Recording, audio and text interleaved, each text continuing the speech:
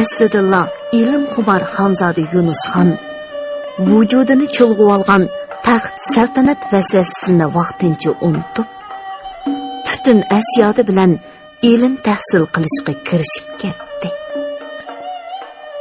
Jazo yurish qilg'uchi qo'shinni boshlab, Turpandan yo'lga chiqqan Sayyid Ali olib, sarkarda lashkarlarini Ko'nchi vodisida 3 kun dam oldirdi.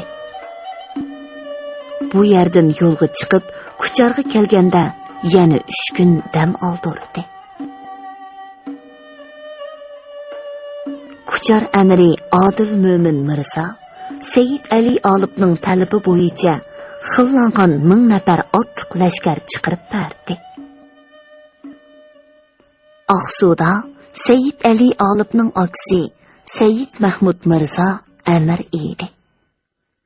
Sayyid Ali olib lashkari yurishga billa elib chiqqan kichik og'disi Bibi Oyat xonimni Aqsuda qoldirib qo'ydi. Andın Aqsu amiri Sayyid Mahmud Mirzaning lashkarlaridan tanlangan 1000 nafar otliq chavandozni lashkarlariga qo'shib jami 7000 otliq sarkarda lashkar bilan Qashqarga qarab otlandi. U chegirni saqlayotgan sarkarda Po'lat Bahodirning bir tuman lashkarining yerimini Qashqar yurishiga ishlatishni planlab, Turpandan 5000 nafar lashkar bilan yo'lga chiqqan edi. Oyg'oqchilari orqali Sayyid Ali olibning jazo yurish qilg'uchi qo'shinni boshlab kelayotganlik xabarini olgan Pirhoji Muhammad Shoyasta Qashqardagi 20 ming Samarqand lashkari, 10 ming Qashqar lashkari bo'lib, jami 30 ming lashkar bilan yovni to'sib zarba berish uchun shahar sirtida qarorgoh qurib bo'lgan edi. Oldin mang'uzgan chorlug'uvchilari orqali Pirhoji Muhammad Shoyastaning allaqachon tayyorlik ko'rib bo'lganligidan xabar topgan Sayyid Ali olib, planini o'zgartib, otishda bir kun to'xtab, lashkarlarni aram oldirgach, qaytadan tartibga soldi. Pirhoji Muhammad Shoyasta qarorgoh qurib, oldin ola tayyorlik ko'rib bo'lgan bo'lsa, qaramlik qilmay, puxtaroq tadbir tuzay. Oyg'oqchilar orqali ortishda to'xtaganimdan xabar topsa, kaynidan piyodalar kelayotgan bo'lsa, asosli qo'shinni saqlayotgan o'xshaydi deb qolsin. Navoda aran 7000 otliq lashkar bilan kelganimni bilib qolsa, jasorati eshib, ishonchi cho'ngib ketadi. Yov lashkarlarining ishonchga to'lishi biz uchun to'limi foydasiz. Eng yaxshisi ularni ahvolimizni bildirmay gumonga selish kerak. Sarkarda Temur Boqibay dedi Sayyid Ali olib, Yazak qo'shinning sarkardasiga qarab. Labbay dedi Temur Boqibay. O'zda Yazaklar orasidan 10 sarvozni tanlab yo'lga solsalar. Ular Qashqarlik avomlar siyoqida jabdunib, yov qarorgohining orqa tarafiga o'tib, ahvolni tafsili bilib kelsin. Bo'libmi, yov qarorgohining o'rinlashtirilish ahvolini puxta ko'zatsin. Qolgan lashkarlarni boshlab berib, yov qarorgohiga oldi tarafdan ochiq-oshkora yaqinlashsalar. Ol Pirhoji Muhammad Shoyasta yazaklarimizda ahvol tinqinligida kelgan o'xshaydi deb qolsin. Navoda yovning chapovullari qarorgohidan qo'g'lab chiqsa, jang qilmay darhol chekinsilar. Bosh ustiga dedi sarkarda Temur Boqibay. Har qaysilari dedi Sayyid Ali olib, boshqa sarkardalarga qarab. O'z lashkargohlariga qaytib, lashkarlarni aram ilishga haydashlik qilsalar. Ular hozirdan boshlab obdan aram olg'ay. Xubtandan keyin yo'lga chiqib, atigan namoz bomdodni agal, yov qarorgohiga yaqinlashib bargoh quramiz. Sayyid Ali olibning qaymoqtirish hiylasi unum bergan edi. Yovning chorlug'uchi lashkarlarining qarorgoh atrofida paydo bo'lganligidan xabar topgan Pirhoji Muhammad Shoyasta ularga zarba berish uchun Turshavul qo'shinning sarkardasiga farmon berdi. Yavning charlig'uvchilarini imkon bor to'liq asir elinga. Faqat bo'lmasa, birer 200 lashkarining 5'ini kesib kelsanglarmi hisob. Ularga hayvimizni rasa ko'stib qo'yayli. Ha deganda yovning hayvisini sundirishni ko'ngliga pukkan Pirhoji Muhammad shoyasta ozg'ini charlig'uvchilarga chapovullarini qayrib qo'yib, Turshavul qo'shinini otlantirgan edi. Biroq Turshavul qo'shin qarorgohdan chiqib bo'lguncha, charlig'uvchilar chekinib qo'yindek qochganicha ko'zdan g'oyib bo'ldi. Bukturmaga uchrab qilishidan ansirgan Turshavul qo'shinning sarkardisi yana qo'g'lashga rayi barmay, qarorgohga qaytib keldi. Peshindan keyin jazo yurish qilguvchi qo'shinning charlig'uvchilari qarorgoh oldida yana paydo bo'ldi. Ammo Turshavullarning qarsini ko'rish bilanla yana qochib ketdi. Qarshi tarafni bukturma hilisi ishlatgan o'xshaydi deb qattiq gumonlangan Turshavul qo'shinning sarkardisi yana qo'g'lanadi. Said Ali Olibning nima xiyoli borligini, qandoq hiyli ishlatayotganligini bilolmagan Pirhoji Muhammad shoyasta nima qilarini bilolmay qattiq jili bo'ldi. Yovning ahvolini tinqtinglash uchun oyg'oqchi mong'uzdi. Kechida yov lashkarlarining tuyuqsiz shabxun urishidan ehtiyot qilib, qarorgohning muhofizatini qattiq kuchaytirdi. Aliyotqu mahalda qaytib kelgan oyg'oqchilaridan yov lashkarlarining texchila otishda midirlamay yotganligidan xabar tepib, to'limi hayron qoldi. Said Ali olib, shuncha yiroqdan qarorgohimizga charlig'uvchi avatib, nima qilmoqchikin, a? Yoki ularning bo'ktirma qo'ygan lashkarlarini oyg'oqchilar bayqayolmadimi ya? Ular nima sababdan ortishda midirlamay yetib oladigandi? Oyg'oqchilar yov lashkarlarining sonini bakla oz ekan, 5-6 mingdan oshmaydi ekan deyishyotdi. Turpandan shuncha hasham bilan jazo yurish qilishga kelgan odam shunchalik lashkar bilan kelmasa qancha bo'lsa-mu. Ha, bildim. Ular asosiy qo'shinni saqlayotgan o'xshaydi. Bizning oldin hujum qilishimizdan ansirab, charlig'uvchilar orqali yolg'ondan teri tarqatgan gap. Ya hazrat, bu Said Ali olib nima degan hiylagar, ha? Esit. Boya Turshavullarni emas, Javang'or, Barang'or qo'shinlarini biraqli chiqarib, ol charlig'uvchilarni qo'g'lagan peti odil ortiqcha qarab ilgirlaydigan gapkan. Ol 5-6 ming yov lashkarining 3dan 5i 6dan qo'li bo'lgan taqdirdimi bizning 30 ming lashkarimizga hargiz tankilanmaydi. Ortiqcha ehtiyot qilib qoptiman. Ularning asosiy qo'shini nadroq kelayotgan bo'lg'iydi. Piyodalar degan otliqlarga oson yetisholmaydi. Atigacha yetib kelasizmi cho'nkap? Yetib kelgan taqdirdimi yo'l jafosida og'ridi, ochidi. Jang qilishga mag'dur yetmaydi. Bo'pti. Bugun kecha sabr qilay. Ati namoz bomdoddan keyinla butkul qo'shin bilan ortishga otlanay.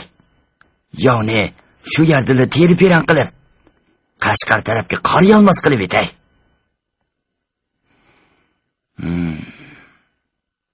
Atsi namoz bomdoddan yenib, andil nashtiga o'ltirgan Pirhoji Muhammad shoyastani bargohi oliga oldirab tinib kirib kelgan yotishbegi cho'chdi.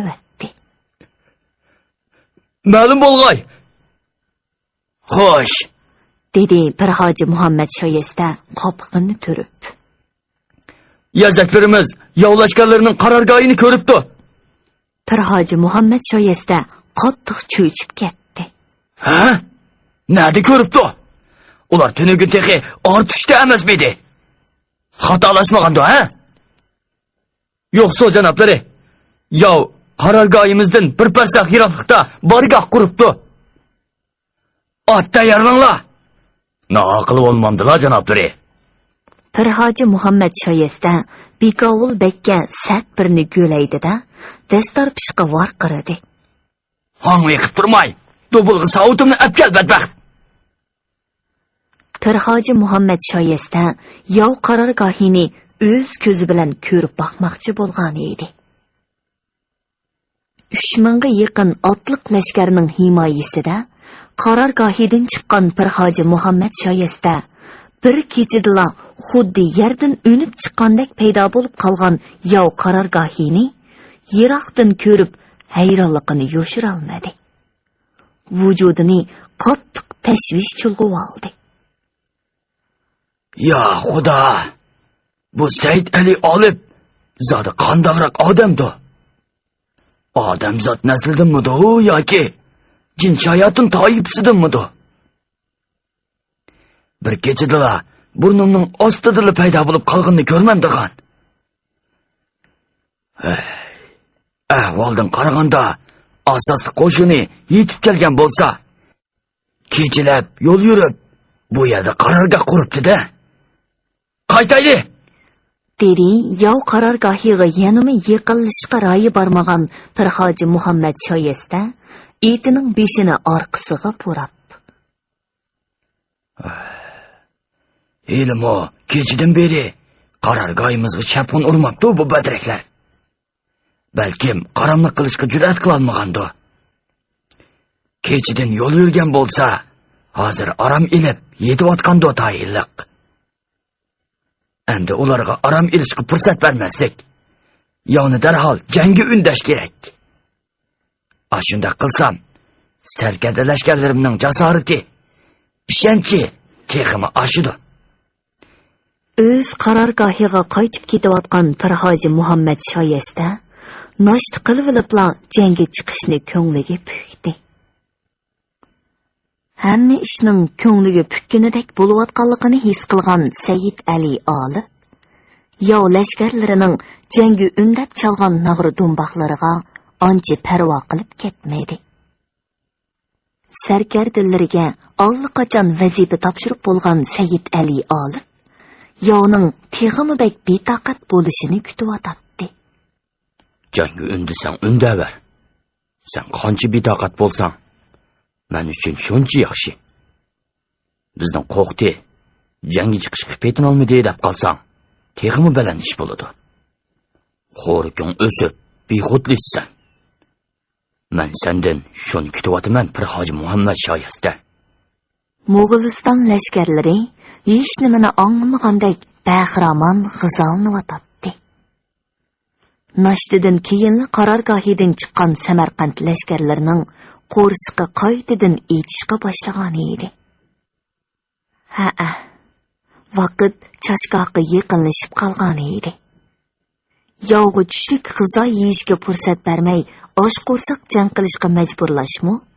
Said Ali olibning ko'ngliga pukkan yana bir tadbiri edi. Lashkarlar g'izolanib bo'ldi sarkarda, dedi bargohi oliga kirib kelgan Bekovul amir. Undaq bo'lsa, jangga hozirlansin, dedi Said Ali olib bas o'rnidan turib. Qashqarning kuz havosi to'limi yiqishliq bo'ldi. Bugun havo to'limi ochiq edi. Qaraqurum tog'lardan askan g'o'r-g'o'r shamol odamga rohat bag'ishlaydi. Ko'k qahrida oltin nurlarini sehiylik bilan chechiyotgan quyoshning tafti odamga to'limi xush yoqatdi.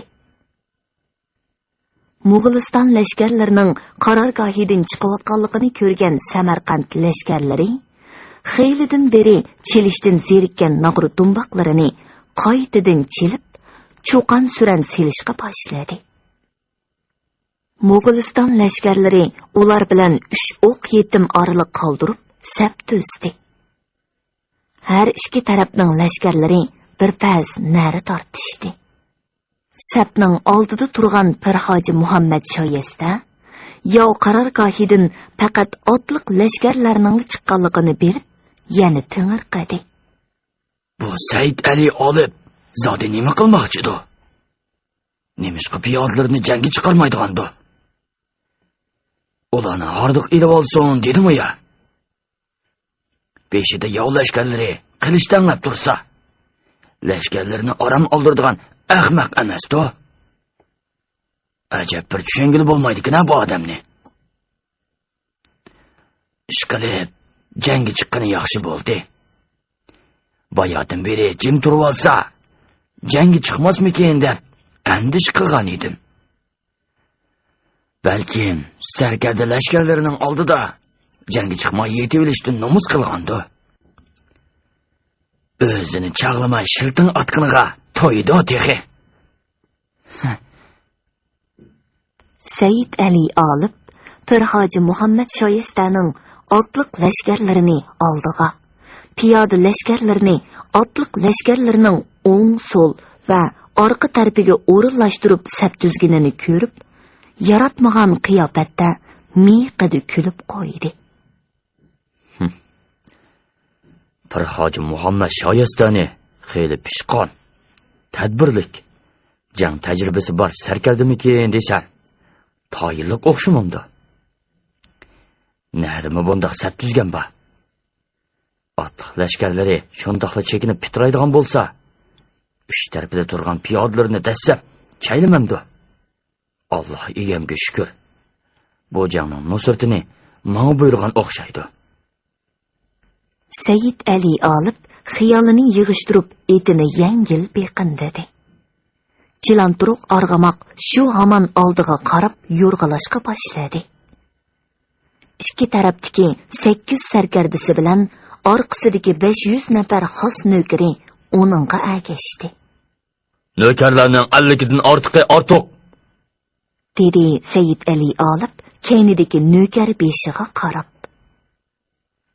Nöker beshi 50 nökerning sarkardiga ergashib, qolganlarning safga qaytib ketishiga buyruq berdi. Said Ali olibning ozg'ini sarkarni nökerlari bilan kelayotganligini ko'rgan Pirhoji Muhammad Shoyesta 10 nafar sarkardisi bilan 100 nafar qo'riqchisini elib oldiga qarab mangdi. Ular taxminan 200 qadam oraliq qoldirib to'xtashdi.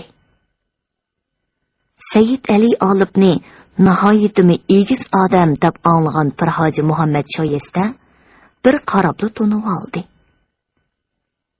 Bo'yining egizligi bilan ot ustida o'ltiribmi hamrohlaridan alohida farqlanadigan Said Ali olibning orqasida turgan tug'chi nökarning qo'lidagi bayroq beshiga tegar tegmay lapildab turardi.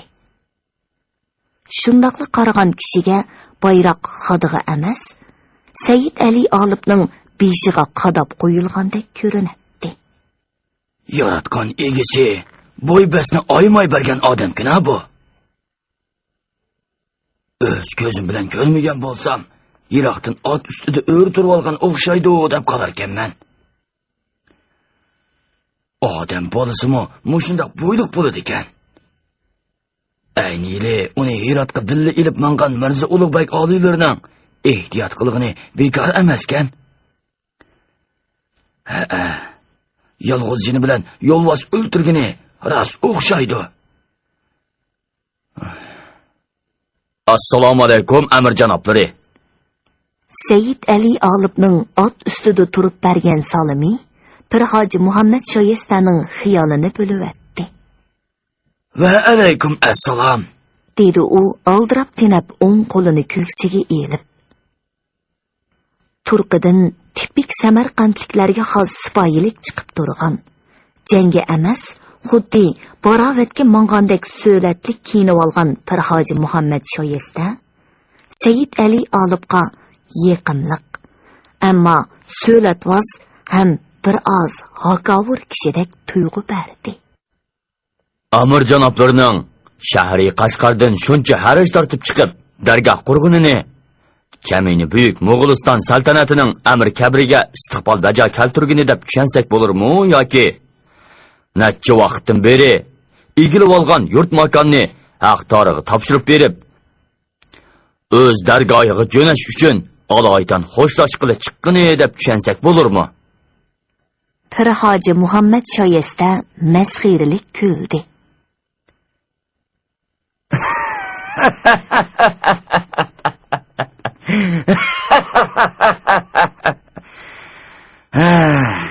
Gapga rastilla ustganlar janobi amir.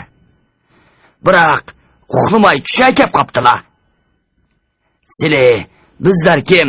Buyuk Mavara Unnayr saltanatining Amirul Umarosining istiqbol bajo keltirishiga zinhor arzimaydilar. Ang yaxshisi o'zlarini bilib, gadangash qilmay, otdan tushib gunohlarni tilasunlar. Gunohini tilash, tavba qilish savobdir. Faqat yigona Alloh oldida. Dedi Sayyid Ali olib mag'rurlik bilan. Janoblarining turqiga qarab, to'limiz zil odam bo'lish kerak deb o'ylab edim. Afsus, xatolashganda qilaman. Bizning oldimizda yuzlari qizarmay, Amirul Umaralik martabasidan so'z etishqa qandaqmi tillari bag'andi. Ol Mavara Unnahrning buyuk hukmdori bo'lmish Amir Temur ko'ragan oliylarining o'z vaqtida jannat makon xoqonimiz To'g'liq Temirxon oliylarining xizmatiga musharraf bo'lgan navkarlardan ishkanligini aslaridan chiqarib qo'ygan o'xshamamdilar. Ala bugungi kunda ushbu navkarning pushti bo'lmish Mirzo Ulug'bekka mulozimlik qilayotgan o'zladak oddiy bir navkarning to'pchaq ot ustida shahona xil'atlarga o'rnib olib, gidiyishi bizlar kim odam xo'jisi To'g'liq Temirxon oliylarining sadoqatman bahodir sarkarlari oldida tap tortmasdan cho'ng so'zlishi bema'nilik emasmi? O'zlamo izzatlarini bilib, haddlaridan oshmasunlar. Gunoh tilagilar bo'lsa, qani xo'sh, o'zlaridan kelsin. Elmo ulgurdilar. Egilgan boshni qilish kesmabdi o'datgan. Rahmimiz kelib qolsa, yasolimizga navkar qilib olg'aymiz. Texi navkar bo'lishga layoqatlari bo'lsa. Ham sipoya, ham nozik tabiatlik Pir Hoji Muhammad shoyestaga Sayyid Ali olibning bu tanisi to'limi eg'ir keldi. Chiroyi totirib, g'azibi mengisiga tepdi. Sarkardilarning oldida yuzi tushgandek bo'lib, o'zini tutib ololmadi-da, birdilla og'zini buzdi. Ey dangal g'ajab cho'ng bo'lgan sahrolik! Ol To'g'liq Temirxon oliylarini shepi keltirib, uning qay zamondagi jo'ldir kepan bo'lib ketgan to'nida tarlashtir, numus qilsang-chi. O'zingni kim chaqlab qolding? Ha? Sen bizga navkar emas, cho'ri bo'lishqimi yarmaysan? Navoda ushbu cho'hrilikdan tamaying bo'lsa, otdan tushda tambulingni silib tizlan. Cho'hrilikka yaramsan yo'q, ko'rib baqay. Rahmim kelib qolsa, lashkarlarimga cho'hri qilib berurman. Pir Hoji Muhammad shoyestaning bu til haqorati Sayyid Ali olibning g'ururiga tegib, jon jinidan o'tib ketgan bo'lsa-mu, chandurmaslikqa, tamkin bo'lishga tirishdi. Shundaqdimi, chiroyi sezilarlik totirib ketdi. Biz cho'hrilikka albatta yaramaymiz, dedi u chiroyiga kulgi yugurtishga tirishib. Tambol silib tizlanmasulimi? Turuqlardan o'zlarining cho'hri ishkanliklari bilinib turibdi. Allah xolisa, heylig'ichi lashkarlarimga tambollarini silib berarlar. Navoda lashkarlarim yaratmay tükürüp qo'ysa, zinhor ko'ngillarga olmasunlar.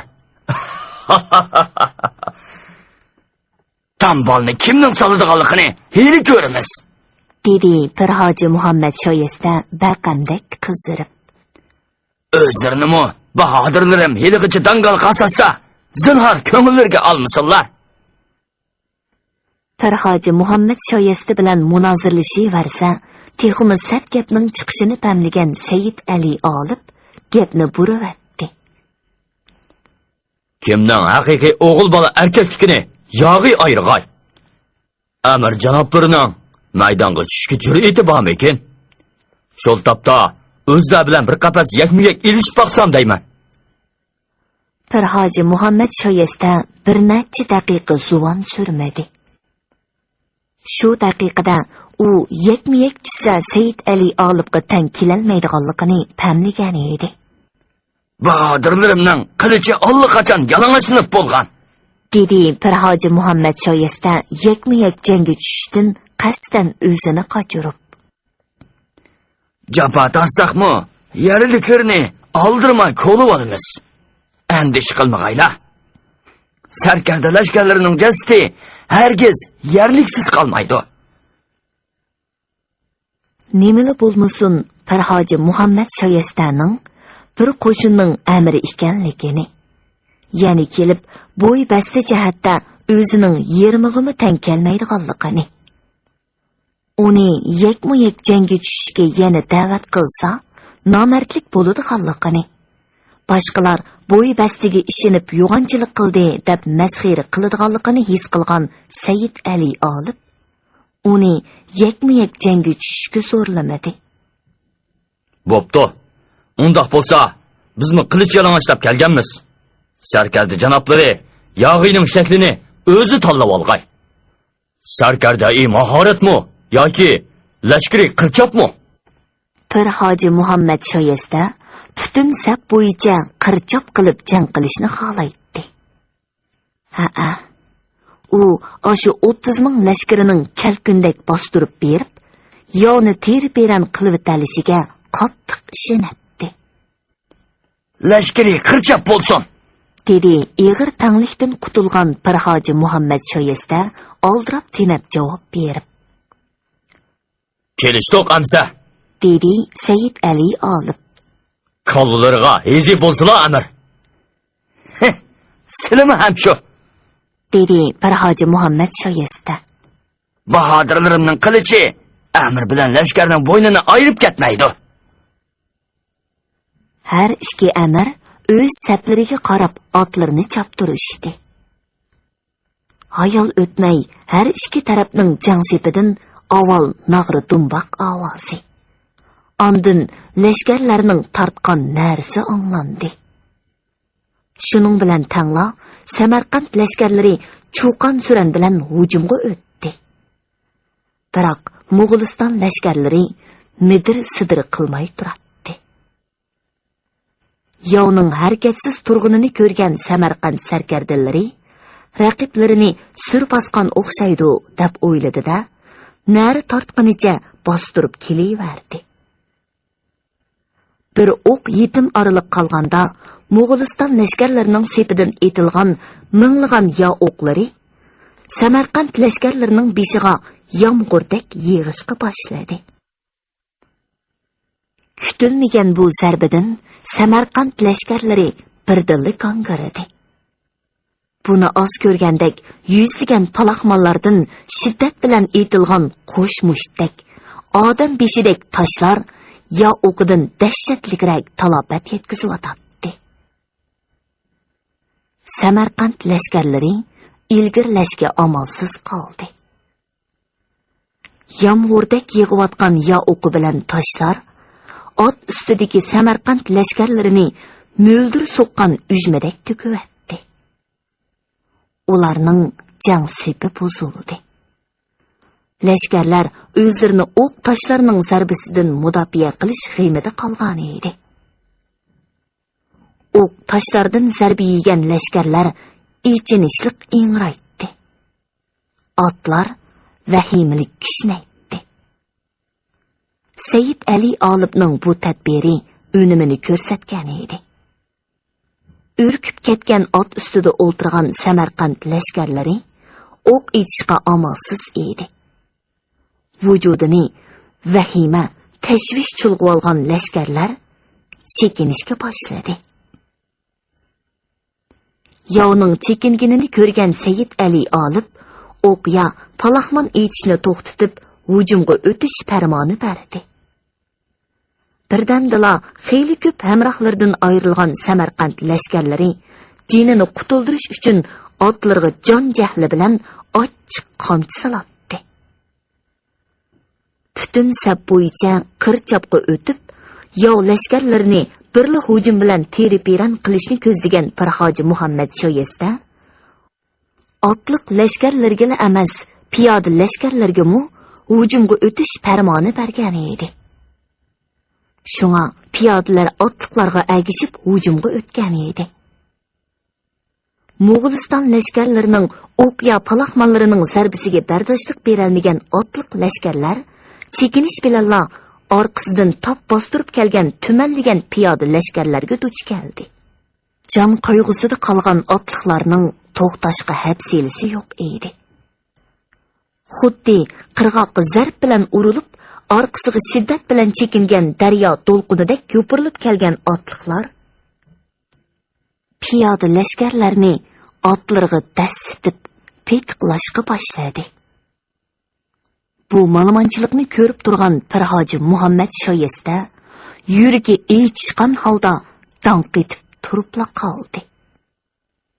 Shu topda u hech nimaga qaramay orqasiga chekingan otliq lashkarlarni to'xtatishga otlarning oyog'ida dasilib ketib borgan piyoda lashkarlarni qutuldirib olishga amalsiz edi. Sayyid Ali Olibning necha minglagan chavandozlari bo'lsa, oldiga uchraganligi yov lashkarlarini qilishlavatdi.